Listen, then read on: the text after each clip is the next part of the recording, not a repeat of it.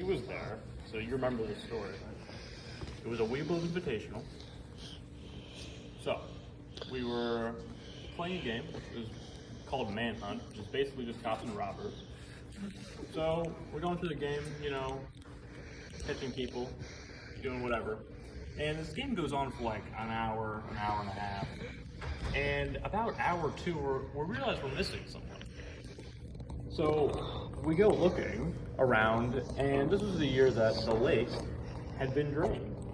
So we're looking around, and we start just really venturing off from the camp until eventually we find Colt Rose stuck to his waist I remember that. in the lake, or what was the lake. Now you might be thinking, how did we get Mr. Rose out of what was left of the lake? Well, in what was left of the lake was a mattress, and we brought rope. And so we threw rope to him, and then threw the mattress to him. Then we pulled him onto the mattress, and then we got him out of what was the lake. Now this is not the best part of the story yet.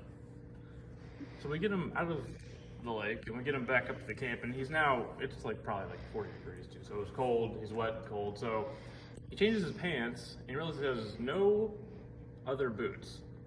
So he changes his pants, and he puts on his feet. He has sandals and bread bags around his feet that are rubber banded to his ankles.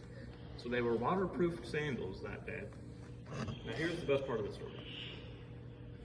He goes back to his cabin about an hour later to see if his pants had dried out yet, because he was wearing pajama pants. Those were the only pants he had, because he wasn't prepared to the whole premise of the story here. So he goes back to his cabin, and he laid his pants not on the stove, but very, very close to the stove. And the people that were in this cabin liked the cabin to be very warm, so we were just throwing wood in this stove, and it was getting pretty close to red hot. For those of you who know where this is going, Cole came back to his cabin, opens the door, and sees that his pants are just disintegrated because they have melted next to the fire. So back to the moral of the story here. Always bring extra boots and extra pants and extra socks as well. And don't walk onto a lake that had been drained and sink.